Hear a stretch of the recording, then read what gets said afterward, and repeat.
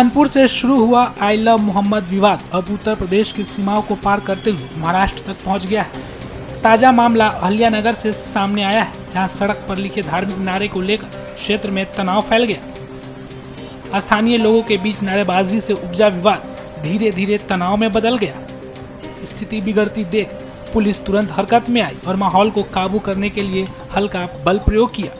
Police की कार्रवाई से भीड़ तितर-बितर हो गई, लेकिन एहतियात के तौर पर सुरक्षा व्यवस्था और भी कड़ी कर दी गई। शाम होते ही पुलिस ने पूरे इलाके में मार्च पास्ट निकाला।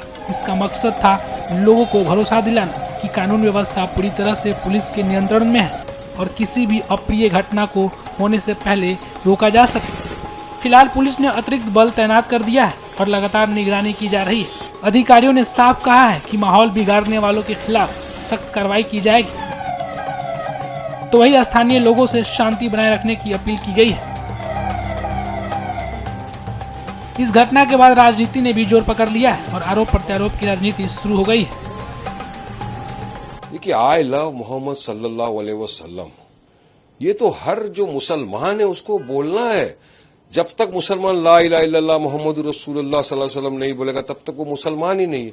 और हमको तो यकीन है और पता है कि देश का नहीं दुनिया भर का मुसलमान अपनी आखिरी सांस तक मरते दम तक आई लव मोहम्मद सल्लल्लाहु अलैहि वसल्लम बोलेगा। इससे किसी की भी दिल को आहट नहीं पहुंचती, न कोई असंवैधानिक है। और संविधान आर्टिकल 25 इजाजत देता है कि अपना अपना रिलीजन प्रैक्टिस कर सकते हैं। तो इसको बोलने से किसको आहट पहुंच गई, किसके दिल को ठेस पहुंच गई। मगर यह देखा यह जा रहा है कि आप एफआईआर पे एफआईआर करते जा रहे हो, लोगों को अरेस्ट करो। देखिए, वायलेंस नहीं होना चाहिए। मैंने हमेशा से हर किस्म की वायलेंस का कंडेम किया था, करता हूं, करता रहूंगा। संवैधानिक तरीके से प्रोटेस्ट करने का सबको अधिकार है। अब देखिए क्या हो रहा है। पुलिस अहिल्यानगर अहमदनगर की आपने बात की, कल हमारे वहां पे जलसा होने जा रहा है। असद ओवैसी साहब उस जलसे का खिताब करेंगे एमआईएम का। और आज वहां पे पता चल रहा है, हमने विजुअल्स देखे आपके माध्यम से, वहां पे दिखा रहे हैं कि रास्ते के ऊपर रंगोली से किसी ने लिख दिया आई लव मोहम्मद सल्लल्लाहु अलैहि वसल्लम। तो ये टोटल गलत है। देखिए, मुसलमान हर चीज बर्दाश्त कर लेगा, अपने हुजूर की शान में गुस्ताखी कभी बर्दाश्त नहीं करेगा। हम तो दूसरे के धर्म वालों की भावनाओं को ठेस नहीं पहुंचाते ना।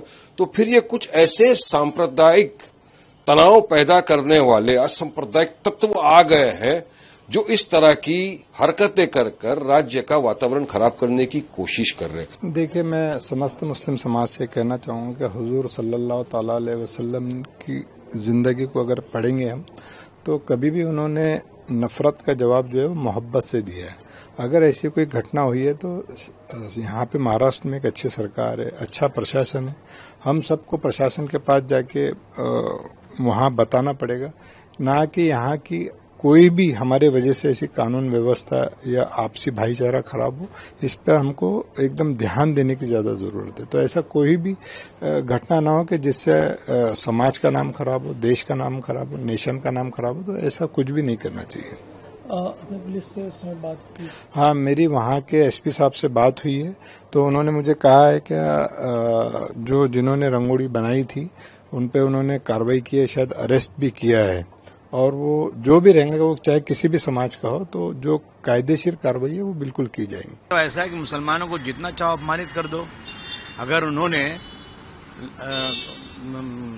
आई लव मोहम्मद रसूलुल्लाह सल्लल्लाहु अलैहि वसल्लम के ऊपर कुछ किया तो ठीक है, अब वो बात हो गई पूरी।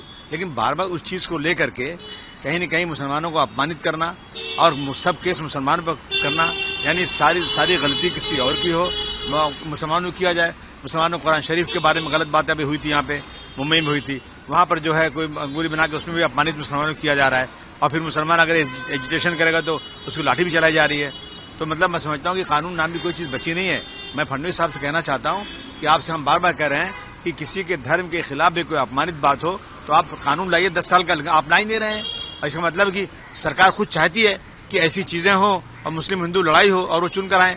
मतलब मैं इसकी खुली निंदा करना चाहता हूँ। मुख्यमंत्री का भी बयान आया कि इस पे इंक्वायरी की जाएगी कि कुछ माहौल बिगाड़ने की किसकी साजिश थी, इस तरह से किसने किया। नहीं, जिसने भी वहाँ रंगोली में जो कुछ लिखा अपमानित किया तो खुली बात दिख रही है और रोज हो रहा है ना ये। तो मुख्यमंत्री साहब, आप जो है इंक्वायरी बाद में करिएगा। आप पहले एक लॉ बना दीजिए कि जो भी किसी धर्म के खिलाफ करता है 10 साल सजा उसको होना चाहिए। Today morning there was an incident and we registered one complaint in Kotwali police station. One person was arrested and the Muslims were satisfied. But later on, around 9:30, 10 o'clock, 150 Muslims gathered at Kotla point at Sambhajinagar Road, and we tried to convince them, we warned them, and but they were not ready to listen. Then they started stone pelting. We used force and we dispersed the mob. Now we have taken more than 30 stone pelters in our custody. Accordingly, FIR has been registered at Tufkhana police station, and we are doing needful action. So what is the situation now? Is the situation is normal, peaceful, or tension is still and bandobast? And what are the other security arrangements that have been done by the police? Now the situation is peaceful. We have deployed fixed points at strategic points. We have deployed patrolling mixed localities. Now our police force, they are conducting route marches. Now the situation is peaceful, and also we have conducted meetings with Hindu people and Muslim people, and now the situation is peaceful in the city. Since you are the Superintendent of Police, we want to make an appeal to the people, especially in the Ahmednagar. Sometimes the situation gets escalated due to the rumors. So I appeal to people that don't believe in the rumors. We are capable to handle the situation, and we have sufficient number of police force. So we will be able to handle any kind of situation. So don't believe in rumors. If anything, they can approach police station, or they can even call on 112. We are there capable to handle any kind of situation.